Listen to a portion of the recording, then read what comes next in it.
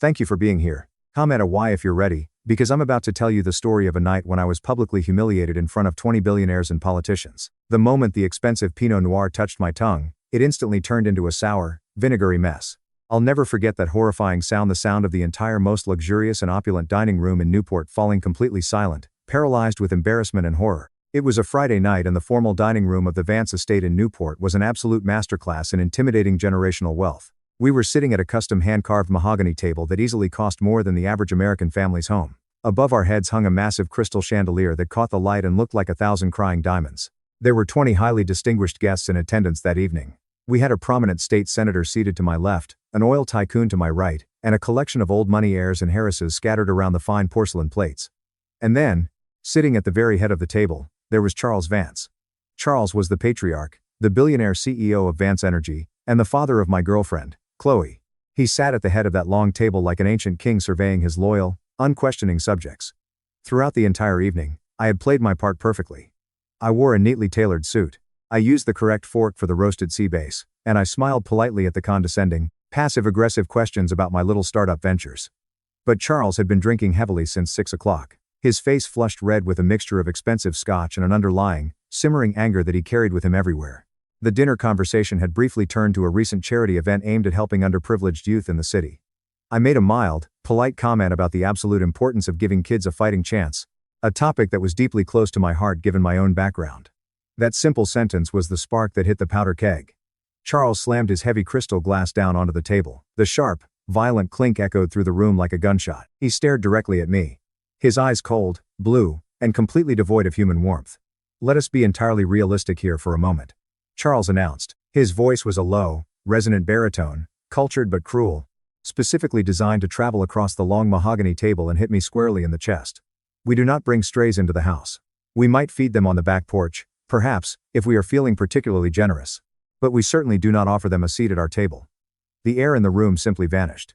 20 distinguished guests froze instantly in their seats. Forks hovered halfway to open mouths. Every single pair of eyes darted nervously between the billionaire patriarch and me. Charles leaned forward, a terrifying, thin smile forming on his lips. "It confuses the lineage. You see, a boy can have his little flings. A girl can have her rebellion. But you do not bring street garbage to a gala dinner. You do not pretend that a man who grew up in the foster system, a man without a real family or a proper name, belongs in a room where the cutlery costs more than his entire net worth." I felt the blood drain completely from my face, pooling heavily in my hands, making them tremble slightly beneath the thick linen tablecloth. I clenched my fists under the table until my fingernails bit deeply into my skin, using the sharp physical pain to ground myself in reality. I looked over at Chloe, the woman I loved. She was pale, staring intently down at her plate, absolutely refusing to meet my eyes. She said nothing, not a single word to defend me. "Look at him," Charles sneered, gesturing toward me with his silver fork as if I were a specimen in a jar. "He knows he is a fraud. He knows he does not belong here. It is actually unkind to him to let him pretend. My name is Julian. I am 34 years old. I am not a stray. I am the founder and majority shareholder of Nexus Dynamics, one of the most aggressive and successful green technology firms in Silicon Valley. But tonight, in this Newport mansion, I was just the nameless, faceless boyfriend being publicly executed for the crime of being born poor." I did not yell. I did not throw my drink in his face. I carefully unhooked my napkin from my lap. I placed it on the table, smoothing out the white linen with deliberate, agonizing precision. The silence was so heavy it felt like physical pressure pushing against my eardrums. I stood up slowly, adjusting my suit jacket. I looked Charles directly in the eyes. I refused to let him see even a single ounce of fear. "Thank you for the meal, Charles," I said, my voice perfectly steady, betraying absolutely none of the hurricane raging inside my rib cage. "And thank you for the clarity. It is truly rare to meet a man so eager to show the entire world exactly how small he really is." The collective gasp that went around the table sucked the remaining oxygen out of the room. Charles blinked, his arrogant smirk faltering for a microsecond before hardening into pure, unadulterated rage. I did not wait for his reply. I turned and walked out of the dining room. I did not run. I walked with the slow, deliberate cadence of a man who had walked through fire before and knew damn well he would not burn. The cold, salty Atlantic breeze hit my face the exact moment I stepped out of the heavy oak doors of the mansion, bringing a harsh but deeply welcome relief to my burning skin. The sprawling gravel driveway was a showcase of European automotive engineering, a sea of wealth reflecting the moonlight. I walked with heavy steps toward my modest, reliable sedan, which was parked conspicuously between a sleek black Ferrari and a silver Porsche 911. I kept that simple car for a reason. It was my anchor. It was a daily reminder of exactly where I came from and how hard I had worked to get here. I pulled my keys from my pocket and was just reaching for my door handle when I heard the frantic, desperate crunch of high heels running on gravel behind me. "Julian, wait. Please, wait." It was Chloe.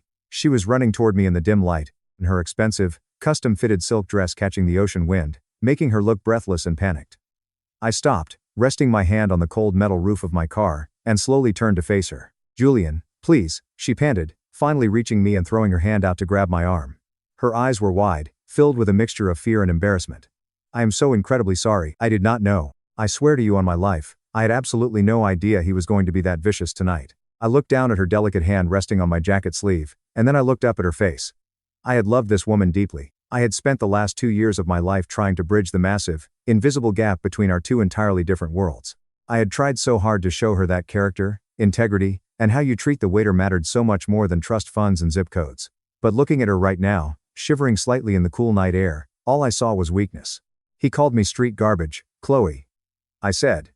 My voice was low, devoid of shouting, but dangerously calm. "He humiliated me in front of 20 of the most powerful people in this state. He stripped me down to nothing, and you just sat there. You looked at your expensive plate of food. He is drunk, Julian," she pleaded, thick tears welling up in her eyes and spilling over her cheeks. "He is under a massive amount of stress right now. You know Vance Energy is struggling. The new corporate merger is taking a horrible toll on him. Just please, amat chat, be the bigger person. I will talk to him tomorrow when he is sober. I will make him apologize to you. Just come back inside with me, please. Do not make a scene and ruin the night." A bitter, dry laugh forcefully escaped my lips. I couldn't what I was hearing. "Do not make a scene? Your father just tried to publicly strip me of my human dignity. He called me a stray dog. And you are worried about making a scene at a dinner party." I pulled my arm gently, but firmly away from her grip. "You cannot fix a rot that deep, Chloe. You just can't. He did not just insult me tonight. He showed me exactly what he thinks of me, but more importantly, in that silence at the table, you showed me exactly who you are. What is that supposed to mean?" she cried out, taking a stunned step backward as if I had physically pushed her. "It means you think he is right," I said softly, the devastating realization settling heavily and permanently in my chest. "Deep down in your core, you agree with him. You think you are slumming it by dating me. You think I should be endlessly grateful to endure his abuse just for the sheer privilege of standing next to you in photos. That is not true. I love you," she sobbed, her voice echoing slightly in the empty driveway. "If you truly respected me, Chloe, if you truly loved me as an equal, you would have flipped that dining table the second he opened his mouth. You would have walked out with me," I replied, opening my car door and getting inside. "I am going home. Do not follow me, Julian, please don't do this. Do not let him win. Do not let him break us apart," she yelled over the sound of my engine starting. I rolled down the window and looked past her, staring at the massive stone fortress of a mansion looming in the dark background. It was a monument to ego, inherited wealth, and cruelty. "He cannot break what he does not own," I said, looking her in the eyes one last time. "Go back inside, Chloe. Your father expects you to finish your dessert." I rolled the window up, put the car in drive, and pulled away. The tires kicked up a spray of white gravel. I watched Chloe shrink in my rearview mirror until she was completely swallowed by the shadows of the massive estate, leaving me alone with the road ahead. Driving alone down the winding curves of the Pacific Coast Highway, the absolute pitch-black darkness of the ocean perfectly mirrored my mood. The adrenaline crash from the confrontation finally hit my system like a physical blow. My hands were gripping the leather steering wheel so tightly that my knuckles had turned completely white, and my jaw ached from clenching my teeth. The rhythmic sound of the tires on the asphalt acted like a metronome, dragging my mind backward, forcing me to replay the painful highlight reel of my life that Charles Vance found so incredibly disgusting. I remembered the distinct suffocating smell of industrial bleach and boiled cabbage in the state-run group homes. I remembered the heavy, crushing feeling in the pit of my stomach as a 7-year-old boy sitting on a worn-out mattress, finally realizing that nobody was coming to save me. I had to save myself. I remembered working grueling double shifts waiting tables at a greasy diner dealing with rude, entitled customers who snapped their fingers at me just so I could scrape together enough cash to afford my community college textbooks. Every dollar I had ever made was soaked in my own sweat. The Vance family had never explicitly asked me about my financial portfolio. They saw my practical, off-the-rack suits. They heard through the grapevine that I didn't have parents or a family home to visit on Thanksgiving, and they immediately made their ironclad assumptions. I vividly remembered the very first time I met Victoria, Chloe's mother. We were at a country club luncheon. She had looked me up and down with eyes that looked like shattered pieces of ice.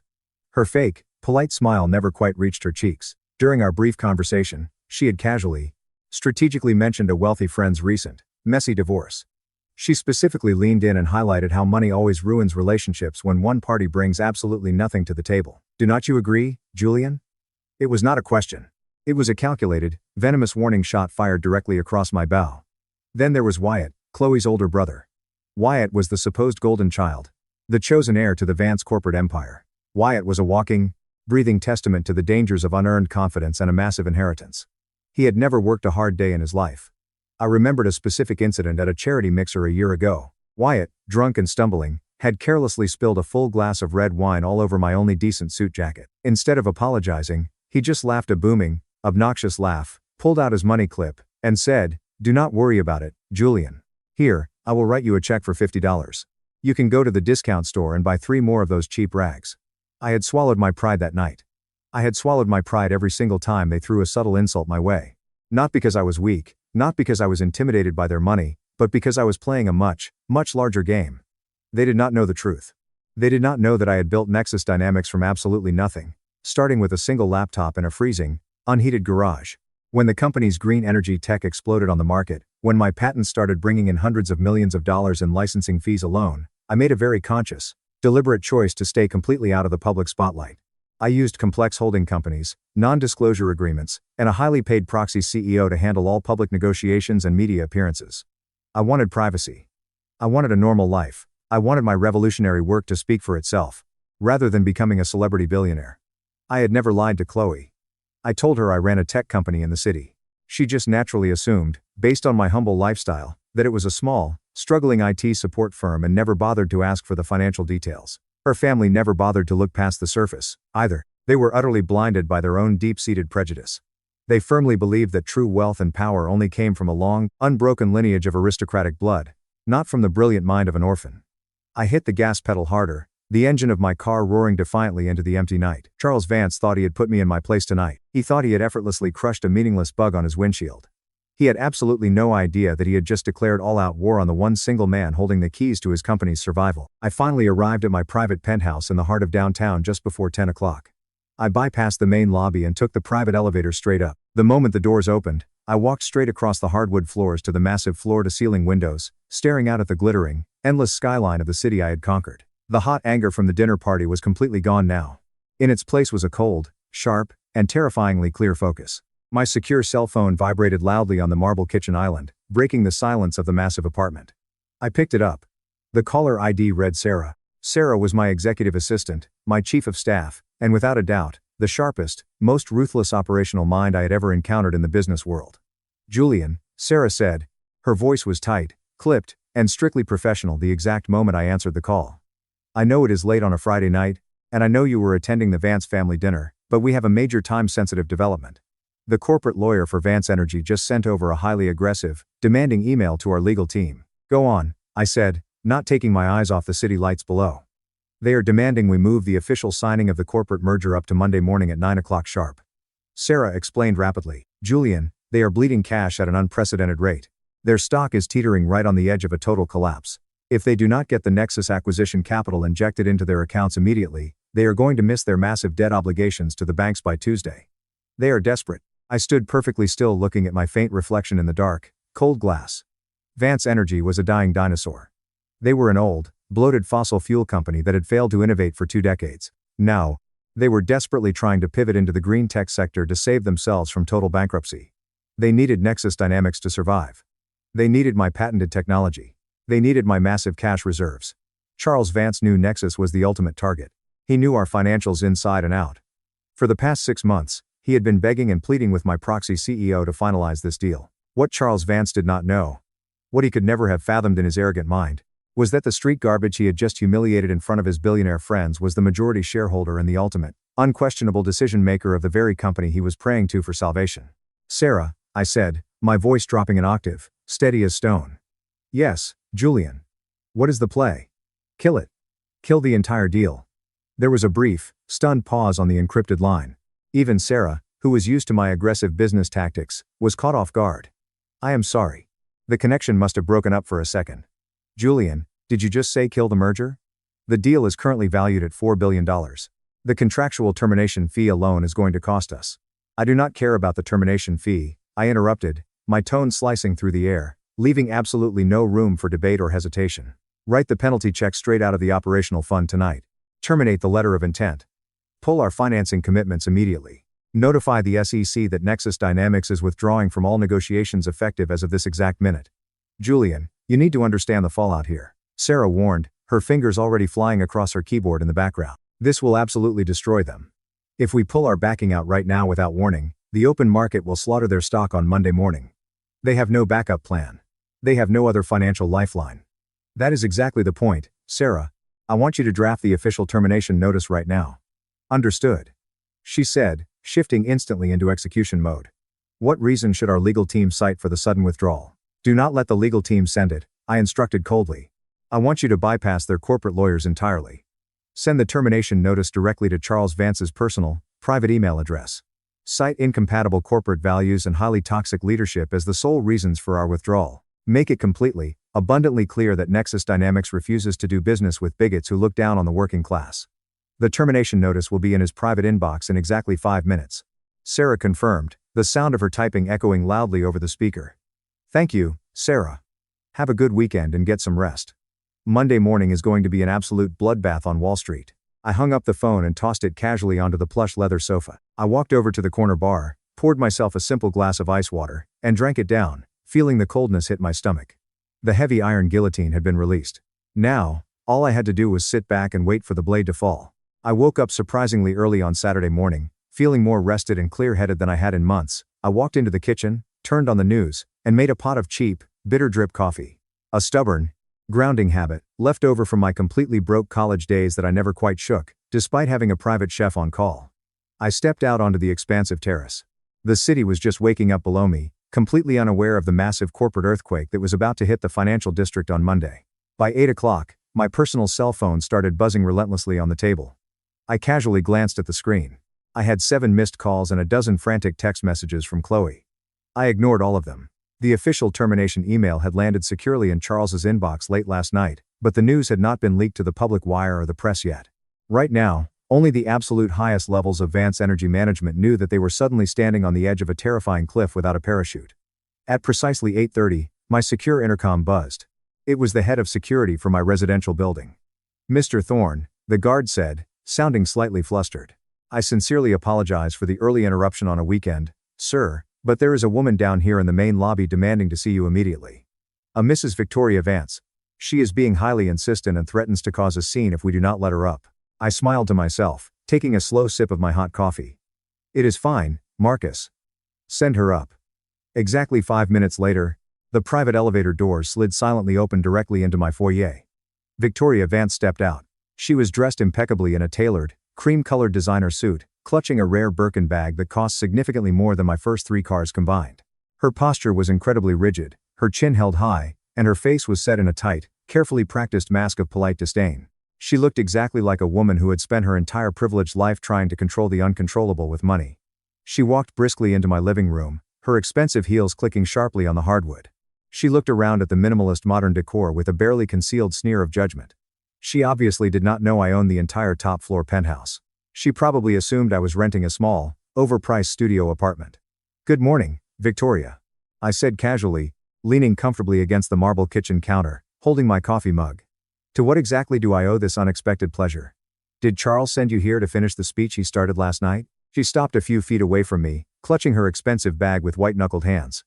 Charles does not know I am here. And frankly, Julian, I do not have the time or the patience for your sarcastic attitude today. Our family is dealing with a catastrophic, highly sensitive business crisis this morning, and my husband is currently losing his mind.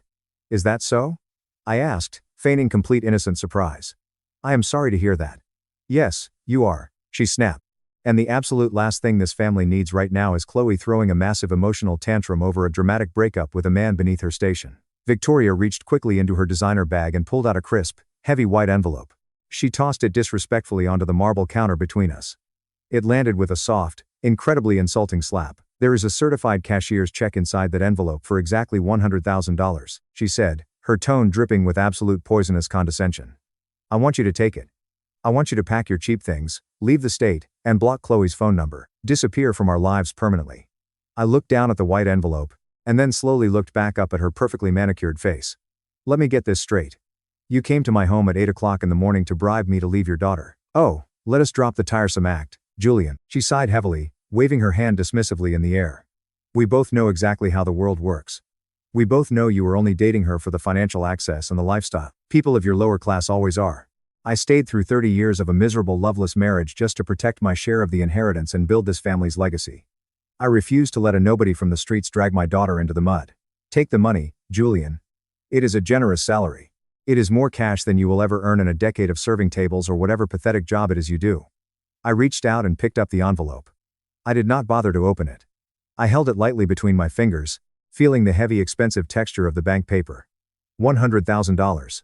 I mused aloud, tilting my head. Completely tax-free. She added smugly, a victorious smile finally touching her lips. A fresh start. I looked her dead in the eyes, my expression completely chillingly blank. Then, slowly and deliberately, without breaking eye contact, I tore the envelope and the cashier's check inside cleanly in half. Then I stacked the pieces and tore them into quarters. The line. The lawn. The shredded useless pieces of paper fall like snow into the trash can next to the counter. Victoria's jaw literally dropped open. The aristocratic mask of polite disdain completely shattered, revealing pure, unadulterated shock. Are you clinically insane? Do you have any idea what you just did? I think you should leave my home now, Victoria. I said, my voice dropping to a dangerous, icy whisper. And honestly, you really should have kept that money for yourself. Because come Monday morning, your family is going to need every single penny to sasa. I did not have to be in the room to know what happened next. I later found out exactly how the rest of that weekend played out at the Vance estate. My private security team and my highly placed industry contacts provided me with a very clear, detailed picture of the absolute chaos I had unleashed upon them. The exact moment Charles Vance opened his private email and read my blunt termination notice on Friday night. The quiet, luxurious estate turned into an active war zone. He did not sleep. He spent the entire night and all of Saturday morning screaming at the top of his lungs at his lead corporate lawyer over the phone. He was pacing the floors of his mahogany office, demanding that they find a legal loophole, a breach of contract, a technicality, absolutely anything to force Nexus Dynamics back to the negotiating table. But my legal team was the most expensive and thorough in the country. Our contracts were bulletproof armor. We had wired the massive termination penalty fee flawlessly and immediately. Legally speaking, we were ghosts. We were gone. By late Saturday afternoon, the sheer, suffocating panic had deeply infected the rest of the family. Wyatt, the arrogant golden child, finally caught wind of the disaster and burst violently into Charles' home office. Wyatt did not care about the thousands of employees who were about to lose their jobs. He did not care about the proud legacy of his grandfather's company. Wyatt cared about exactly one thing, his massive inheritance. What the hell do you mean the Nexus deal is completely dead? Wyatt had screamed, his face pale with terror, his voice cracking. My entire trust fund is heavily tied up in that stock price. Dead. I have massive leverage and margin calls to cover with the bank. If the stock tanks when the market opens on Monday, the bank is going to call in my loans. I will be bankrupt. Charles, exhausted, hungover, and desperate, tried to silence his hysterical son. I am handling it, Wyatt. Keep your voice down. The Nexus Proxy CEO is just playing aggressive hardball to lower the valuation. I will get him on the phone. I will fly to his office. I will offer him a permanent board seat. I will offer him 20% of the voting rights. Whatever he wants, I will give it to him. They will not even take our calls. Their lawyers have blocked our numbers. Wyatt yelled back, throwing a crystal paperweight across the room. I am not going down with this ship. I am calling my private broker right now.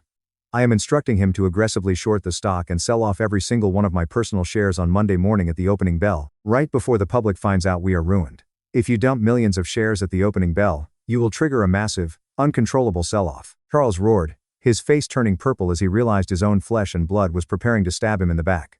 You will trigger a panic. You will destroy this company completely just to save your own skin. Watch me. Wyatt spat back, storming out of the room. That was the harsh, ugly reality of the Vance lineage they were so incredibly proud of. Underneath the tailored suits, the charity galas, and the snobbish country club memberships, they were vicious. When the real pressure hit, when their enormous wealth was actually threatened, there was absolutely no family loyalty. There was no honor. There was only pure, unadulterated, primal selfishness. They were more than willing to cannibalize their own father to survive the winter, while they were viciously tearing each other apart in their massive Newport mansion, screaming over lawyers and trust funds. I spent my entire Sunday in total undisturbed silence. I did not open a bottle of champagne. I did not celebrate or gloat to my friends. I sat alone in my dark home office, staring intently at the glowing blue light of 3 large monitors, preparing for the final lethal strike. The corporate business world is inherently ruthless, and I am no saint. I knew full well that pulling the merger would devastate Charles Vance financially, but it would also deeply hurt the thousands of innocent, hard-working people currently employed at Vance Energy. I needed to know exactly what kind of collateral damage I was causing. I needed to look at the numbers before I burned the entire structure to the ground. Late Sunday night, while the city outside my window slept, I logged securely into a highly encrypted private server. Over the past 6 months of intense due diligence for the corporate merger, Nexus Dynamics had legally demanded and received total access to Vance Energy's deepest, most confidential financial records. Charles had desperately tried to hide the ugly, bleeding parts of his balance sheet in complex offshore accounts, but my team of forensic accountants were the most relentless bloodhounds in the world. I sat back in my ergonomic chair and spent hours manually combing through the raw data, and what I found hidden in the spreadsheets completely changed the game. It turned my personal quiet vendetta into a righteous fiery crusade. Charles Vance was not just a spectacularly incompetent businessman. He was a desperate criminal. According to the hidden ledgers, he had been actively covering up massive catastrophic financial losses in his core fossil fuel divisions for over 5 years. To keep the company's price artificially inflated on Wall Street and to aggressively maintain his own billionaire jet-setting lifestyle, he had been illegally borrowing massive sums of money directly from the employee pension funds. He was systematically stealing the deferred salary of the working class. He was quietly raiding the secure retirement accounts of men and women who had spent 30 years breaking their backs on oil rigs and in refineries for him. He was effectively stealing the college fund of his employees' children to pay for his wife's Birkin bags and his son's Ferrari. If Vance Energy went totally bankrupt on Monday, which it absolutely mathematically would without my immediate cash injection, those thousands of innocent people would lose everything. Their lifelong pensions would simply evaporate into thin air, leaving them completely destitute in their twilight years. I leaned back heavily in my chair, the cold blue light of the monitors reflecting sharply in my eyes. The sheer hypocrisy of it made my blood boil. Charles had looked down his nose at me and called me street garbage. He despised the working class. He viewed his own loyal employees the exact same way he viewed me, as disposable nameless tools designed only to serve his greatness and pad his wallet. At that exact moment, sitting in the dark, the mission drastically changed. This was no longer just about a rich arrogant man insulting me at a fancy dinner party. This was about saving thousands of innocent livelihoods from a toxic tyrant who genuinely believed his wealthy bloodline made him completely above the law. I was not just going to break Charles Vance's pride anymore. I was going to surgically remove him from the company by force and take the wheel myself. I opened a new blank document on my screen. I began drafting a highly aggressive hostile takeover strategy. It was brutal, it was legally flawless, and it left Charles Vance with absolutely zero way out. I worked through the night fueled by black coffee and a cold, driving sense of justice. By the time the sun started to rise over the city on Monday morning, the trap was fully set. I was ready. Monday morning arrived like a violent thunderstorm. At exactly 9:30 Eastern Time, the opening bell of the stock market rang. The terrifying news that Nexus Dynamics had abruptly, without warning, pulled out of the Vance Energy acquisition hit the financial news wire like a nuclear bombshell. The market reaction was instantaneous, merciless, and incredibly violent. Vance Energy stock plummeted an astonishing 20% in the first 10 minutes of active trading. By 10 o'clock, the massive panic sell-off led by Wyatt Vance dumping his own shares, pushed the stock down 40%. Automated trading systems had to halt trading on the stock twice due to extreme uncontrollable volatility. It was a complete financial bloodbath playing out live on national television. I was sitting calmly in my massive corner office at the Nexus Dynamics corporate headquarters watching the red ticker run aggressively across the bottom of my wall-mounted television screen. My secure desk phone rang. It was Sarah. "Julian," she said, her voice carrying a rare, tight note of urgency.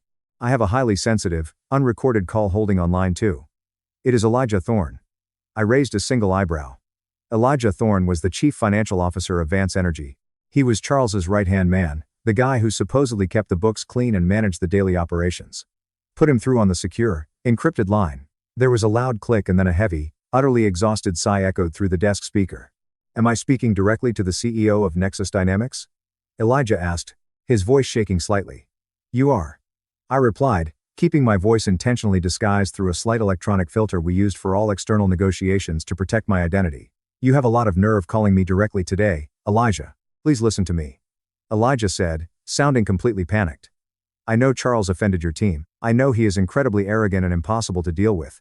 But if you pull out of this deal entirely today, this company dies by sunset. Thousands of good, hardworking people will lose their jobs and their homes." "That sounds like a catastrophic failure of leadership on your end, Elijah, not mine," I replied coldly.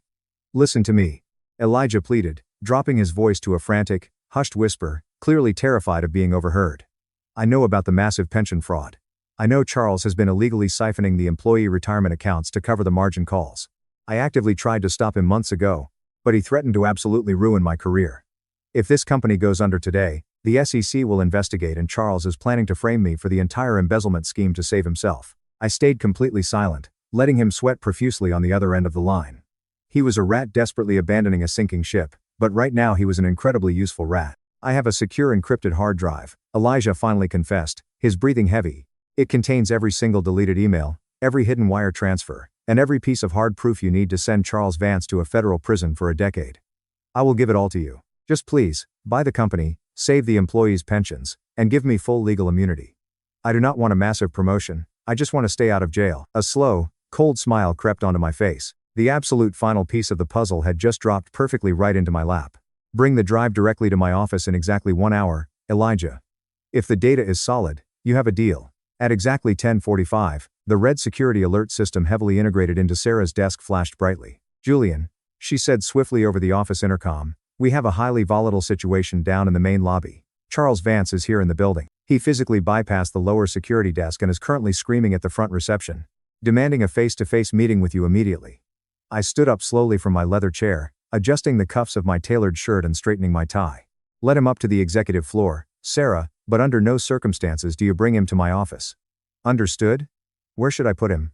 Put him in conference room B, the glass one facing the east, the specific one where the morning sun glares directly into the room and makes it uncomfortably hot because the AC is currently being serviced? Sarah asked, a distinct hint of dark amusement in her professional voice. Exactly. I replied. Tell him the CEO is concluding a vital international call and will be with him shortly. Let him wait. I sat back down and watched the live security camera feed from my laptop screen. The heavy steel elevator doors opened on the executive floor and Charles Vance stormed out like a raging bull. He looked absolutely nothing like the arrogant, untouchable king who had insulted me on Friday night. His wildly expensive suit was deeply wrinkled. His silk tie was loosened and hanging crookedly and his face was slick with a heavy sheen of terrified sweat. He looked exactly like a desperate man who was actively drowning. Sarah greeted him in the hallway with icy flawless professionalism. She smoothly guided the frantic billionaire into the glass conference room and firmly shut the heavy soundproof door behind him. For 30 excruciating, agonizing minutes, I let him sit there alone. I watched him closely on the high-definition camera feed. The intense, unyielding morning sun beamed directly through the massive glass windows, turning the room into a sweltering greenhouse. Charles paced back and forth across the carpet like a trapped, panicked animal.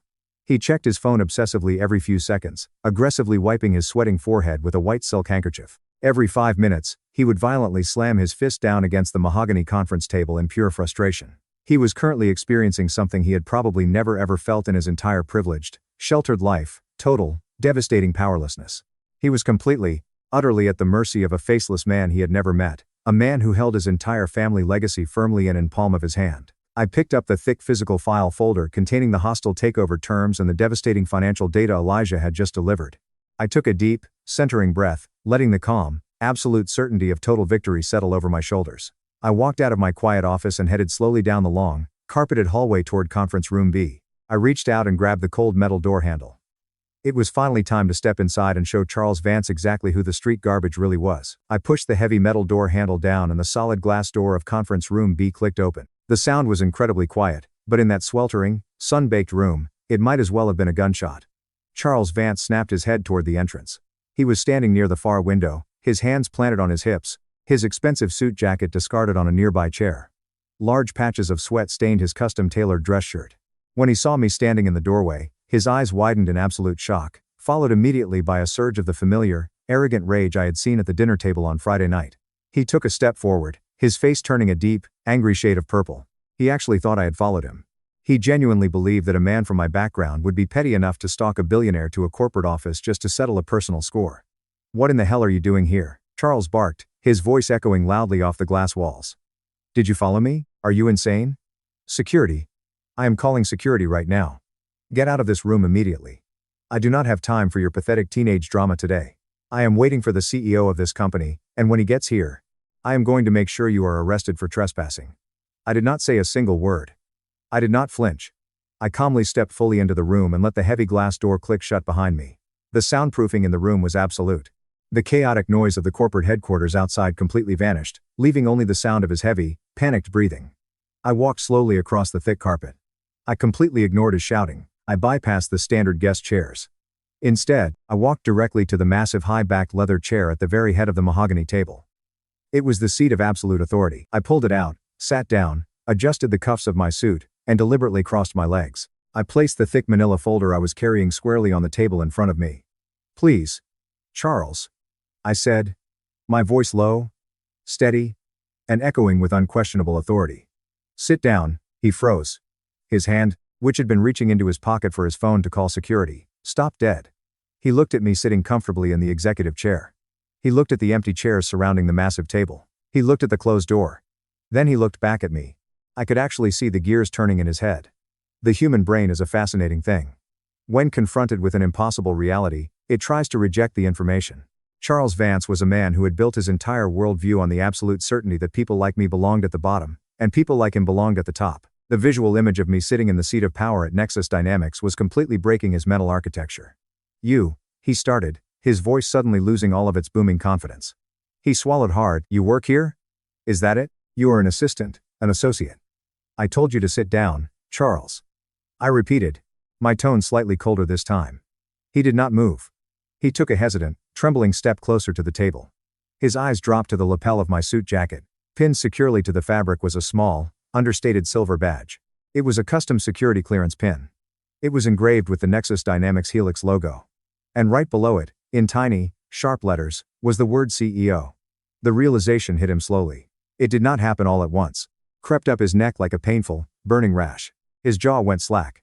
The blood completely drained from his face, leaving him looking pale and sickly in the harsh morning sunlight. He looked at the silver pin. He looked at the thick manila folder resting under my hands. Then, he looked directly into the eyes of the man he had called street garbage. "No," Charles whispered, shaking his head slowly. He gripped the edge of the mahogany table to steady himself. "No, that is completely impossible. That is a joke. You are Chloe's boyfriend. You are nobody." "Am I?" I asked, leaning forward slightly, resting my elbows on the expensive wood. "You did your background check on me, did not you, Charles? Before the dinner party, I know you did. You hired private investigators. You wanted to know exactly who was dating your daughter." He stared at me, his mouth opening and closing, unable to form a coherent sentence. "Your investigators saw exactly what you paid them to see." I continued, my voice slicing through the heavy air. "They saw the state-funded foster homes. They saw the public community college. They saw the years of grinding waitressing jobs and manual labor, and the moment you saw those things on the report, your aristocratic brain turned completely off. You stopped looking." I picked up the manila folder and tapped it gently on the table. "You were so incredibly busy looking down your nose at me that you forgot to look at where I actually went after I scrubbed those diner floors. You completely missed the 12 international technology patents filed under my name. You missed the initial public offering of this exact company.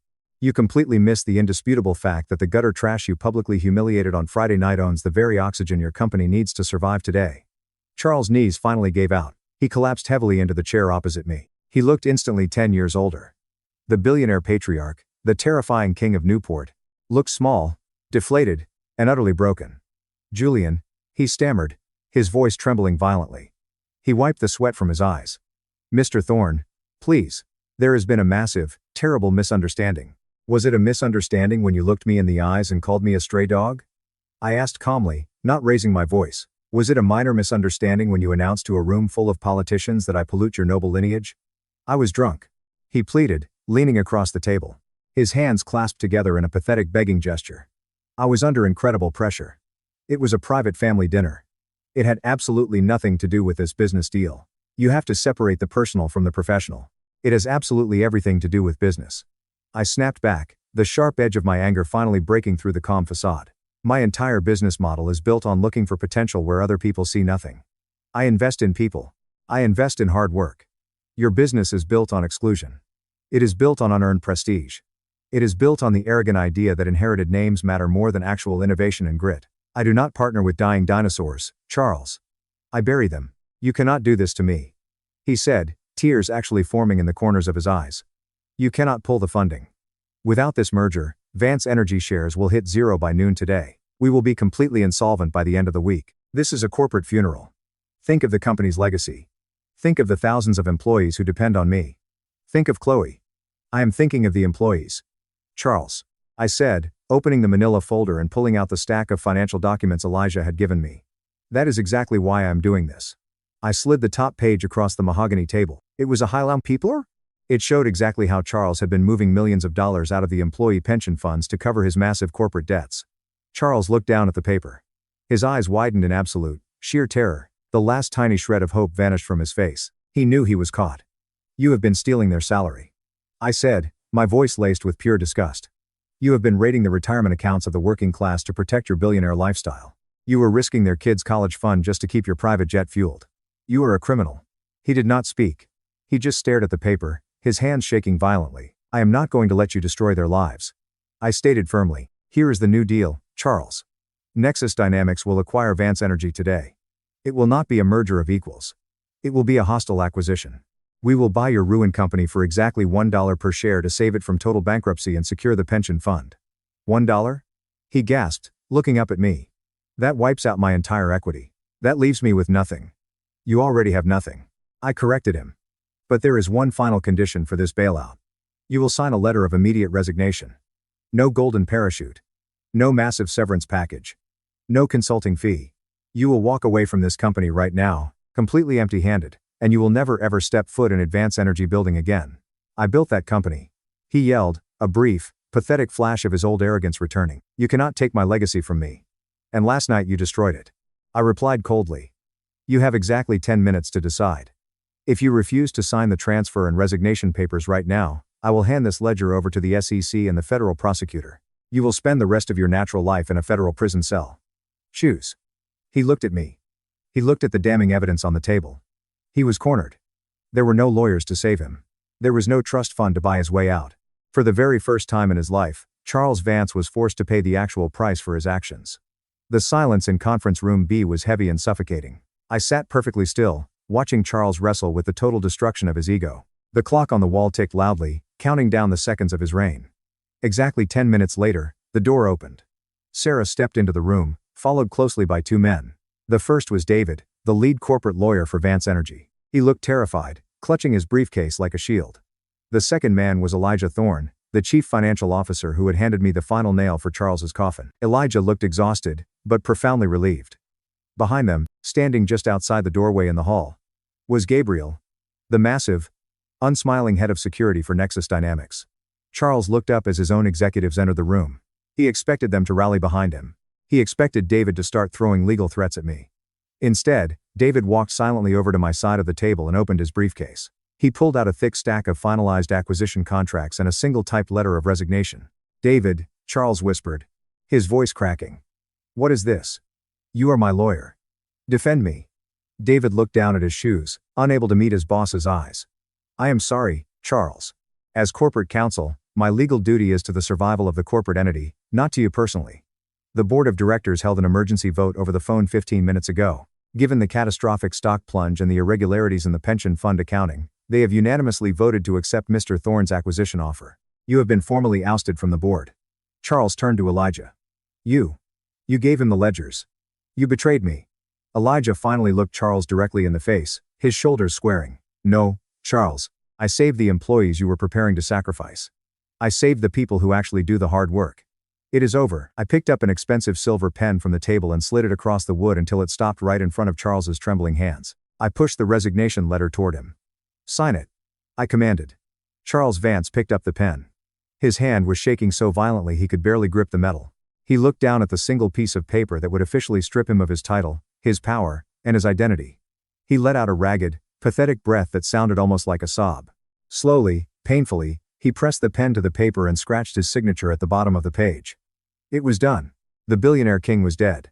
I pulled the paper back, checked the signature, and handed it to Sarah. File this immediately. Send out the press release to the financial networks. Nexus Dynamics is officially taking control of Vance Energy. I stood up and buttoned my suit jacket.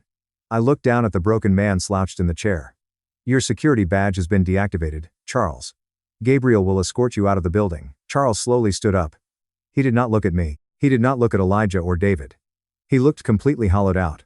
Oh, and Charles, I said, my voice stopping him just as he reached the door. He paused, his hand on the glass. Gabriel is going to take you down using the freight elevator in the back.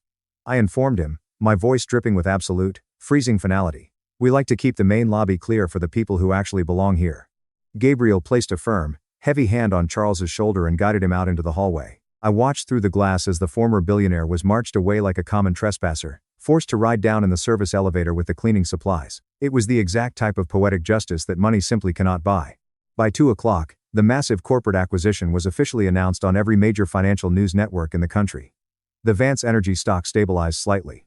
No longer in free fall now that the market knew Nexus Dynamics was injecting capital and taking over operations. My office was a whirlwind of activity. Lawyers running back and forth. Transition teams organizing logistics. I was standing by my window reviewing a new structural chart when Sarah buzzed my intercom. Her voice was unusually soft. "Julian, Chloe Vance is here.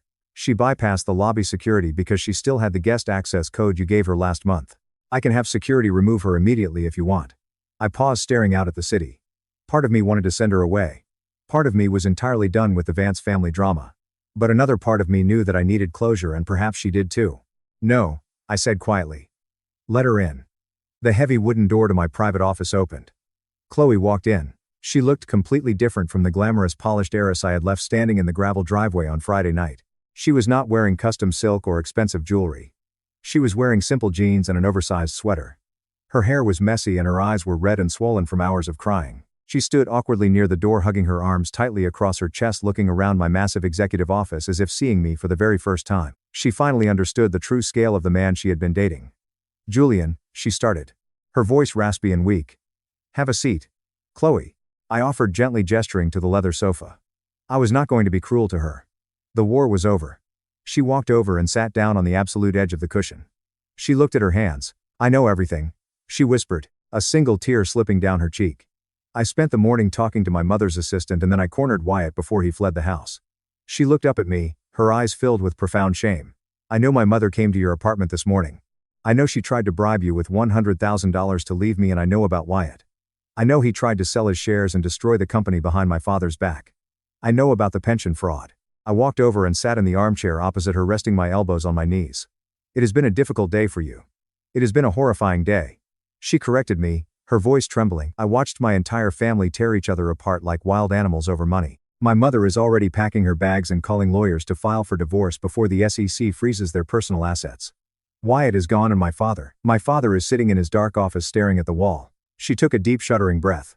"I came here to apologize, Julian, not just for Friday night, but for everything. I was so incredibly blind. I grew up in this massive bubble of privilege and I let their arrogance infect me. When my father called you those horrible names, I did not defend you because I was a coward. I was afraid of losing my comfortable life. I was afraid of losing my inheritance. I chose my safety over your dignity, and for that, I am so deeply, truly sorry." I looked at her closely. For the first time in our entire relationship, she was not wearing a mask. She was stripped bare, confronting the ugly reality of her world. "I appreciate your apology, Chloe," I said honestly. "I really do. It takes courage to admit those things." "Is there any way," she hesitated, her voice breaking. "Is there any way we can start over? Without the money, without my family, without all the lies." I felt a sharp twinge of sadness in my chest. I reached out and gently placed my hand over hers. It was a gesture of comfort, but also a gesture of finality. "No, Chloe," I said softly, but with absolute certainty.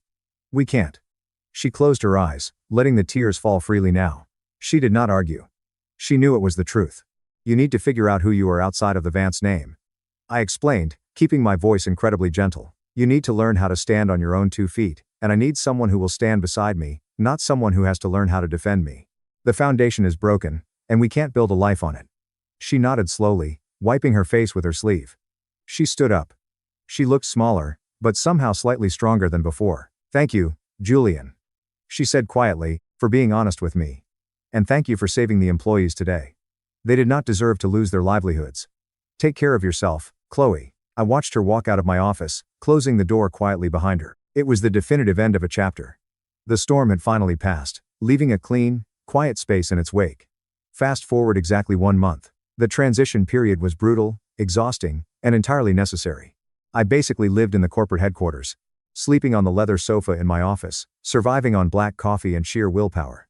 Integrating a massive, bloated, toxic corporate culture like Vance Energy into the sleek, efficient machinery of Nexus Dynamics was like trying to teach a dinosaur how to pilot a spaceship. But we did it. It was a crisp Tuesday morning when I held my first official all-hands board meeting as the sole chairman and CEO of the newly merged entity. The massive boardroom was packed. The air was thick with nervous energy. The old guard of Vance Energy executives sat rigidly in their chairs, terrified of the chopping block. I stood at the head of the table exactly where Charles used to sit. Let me be completely clear about the new direction of this company. I started looking around the room, meeting the eyes of every single person. The era of corporate entitlement is permanently over. We are no longer operating a country club for the privileged. We are operating a technology company. Your last name means absolutely nothing to me. Your pedigree means nothing. The only thing that matters in this building from today forward is your competence, your integrity, and your work ethic. I saw a few of the younger executives nod slightly in agreement. The older ones swallowed hard. Which brings me to my first order of business. I said, picking up a remote control and clicking a button. The massive screen behind me lit up. It displayed a highly detailed, undeniable digital trail of stock trades. Wyatt Vance, I called out sharply. Sitting halfway down the table, Wyatt practically jumped out of his expensive Italian leather chair. He had somehow managed to hold onto his VP title during the initial transition by hiding behind layers of middle management. He stood up, trying to puff out his chest and project confidence, but his eyes were darting nervously around the room. Yes, Julian? Wyatt said, trying to sound casual, attempting to use my first name to imply a false sense of equality. Mr. Thorne to you. I corrected him instantly. I am reviewing the trading logs from the morning of the acquisition. It appears you attempted to aggressively short this company's stock and dump millions of shares based on insider knowledge of the failed merger mere hours before the public announcement. Wyatt turned stark white. The entire boardroom fell dead silent. That is a complete misunderstanding of my broker's automated actions. I have a team of corporate lawyers who will clearly explain. You do not need lawyers to explain this, Wyatt. You need lawyers to keep you out of a federal penitentiary. I interrupted, cutting him off completely. You tried to burn this company to the ground to save your own trust fund. You are fired, effective immediately, for cause. You will receive no severance, no bonus, and you have 10 minutes to clear out your desk before security physically escorts you to the curb. Wyatt's mouth opened and closed like a fish suffocating on dry land. He looked around the boardroom, desperately searching for an ally, someone to defend the golden child of the Vance family. Nobody moved. Nobody said a word. They all looked away. He threw his pen violently onto the table, muttered a string of curses, and stormed out of the room, his inherited pride completely shattered in front of his peers. Now, I continued, turning back to the table as if nothing had happened. Let us talk about the people who actually kept this company afloat during the crisis. Elijah Thorne sat up straighter. You navigated an impossible situation. I told him publicly. You protected the employees when leadership failed them. Effective today, you are receiving a massive promotion. You are the new chief operating officer of the entire energy division. You have my full trust. Elijah nodded firmly, a look of profound gratitude on his face. The message was sent loudly and clearly across the entire corporate structure. Hard work and integrity would be rewarded. Toxicity and entitlement would be brutally eliminated. The rapid, brutal downfall of the Vance family became the defining cautionary tale of the financial elite. It was discussed in hushed, terrified whispers at country clubs and charity galas across the state. The universe has a very funny way of balancing the scales, and karma is not just a concept. It is an incredibly efficient accountant. Within 2 weeks of the hostile takeover, the Securities and Exchange Commission (SEC) launched a massive, highly public federal investigation into Charles Vance's handling of the corporate pension funds. Because I had handed them Elijah's encrypted hard drive filled with irrefutable evidence, the federal prosecutors moved with terrifying speed. Charles' personal assets, his bank accounts, and his massive investment portfolios were immediately frozen by court order. The towering billionaire, the man who had confidently stated that strays did not belong at his table, was suddenly unable to pay the maintenance fees on his Newport mansion. Victoria Vance, true to her incredibly shallow, self-serving nature, did not stand by her husband during the crisis. The very day the SEC announced the federal indictments, her high-priced attorneys officially filed for a highly aggressive divorce. She was desperately trying to sever her legal ties to Charles to protect her own remaining assets, claiming she had absolutely no knowledge of his financial crimes. To fund her massive legal bills, she was forced to quietly, humiliatingly auction off her prized collections of modern art and designer bags at a fraction of their value. Wyatt, stripped of his corporate title and cut off from his trust fund, quietly moved out of state, utterly disgraced. The family name, which Charles had worshipped above all else, was now completely radioactive. They were social pariahs. They were no longer invited to the exclusive dinners. They were no longer offered the best tables at restaurants. They were exactly what they had always feared becoming, irrelevant. While the old regime was busy tearing itself apart in divorce courts and federal hearings, I was focused entirely on building the future. My first priority was securing the foundation. On my third week as CEO, I bypassed the executive suites and walked directly onto the floor of our largest energy processing facility in Texas. I did not wear a designer suit. I wore a hard hat and steel-toed boots. I gathered the shift managers and the union representatives. These were tough, hard-working men and women who had spent the last month terrified that their lives were over. I know the rumors you have heard, I told the crowd over the loud hum of the machinery. I know you were told this company was going bankrupt. I know you were worried about your salary, your health care, and your future. I looked at a man in the front row. He looked to be in his late 50s, hands calloused from decades of physical labor. He looked like a man who was worried about paying for his daughter's wedding or his son's college fund. I am here to give you my absolute personal guarantee, I stated loudly, making sure my voice carried across the massive concrete floor. Every single dollar of your pension fund has been fully audited, completely restored, and permanently locked down. Your retirement is safe. Your jobs are safe.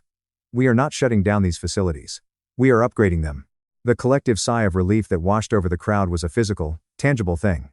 You could actually feel the heavy burden of anxiety lifting off their shoulders. Several workers cheered, and the man in the front row aggressively wiped his eyes with the back of his dirty glove. Over the next 6 months, the transformation was incredible. We took the aging, inefficient fossil fuel infrastructure of Vance Energy and aggressively integrated it with the cutting-edge green technology of Nexus Dynamics. We transitioned old refineries into massive clean energy production hubs. We retrained thousands of workers, giving them new skills for a changing economy. We did not just save the company. We revolutionized the entire industry. The stock price did not just recover. It doubled. But more importantly, we built a culture of fierce loyalty. The people who worked for me knew that I respected them. They knew I valued the sweat on their brow more than the name on their birth certificate. It has been exactly 2 years since that awful Friday night dinner party in Newport. Tonight, I am standing alone on the massive, sweeping balcony of the Nexus Vance corporate headquarters, 50 stories above the glowing city. The wind is cold, but the coffee in my hand is warm. I look down at the endless grid of headlights and street lamps, thinking deeply about the wild, unpredictable journey that brought me to this exact spot. I think about the concept of being a stray. Charles Vance used that word as a weapon. He used it to make me feel small, isolated, and fundamentally unworthy of respect.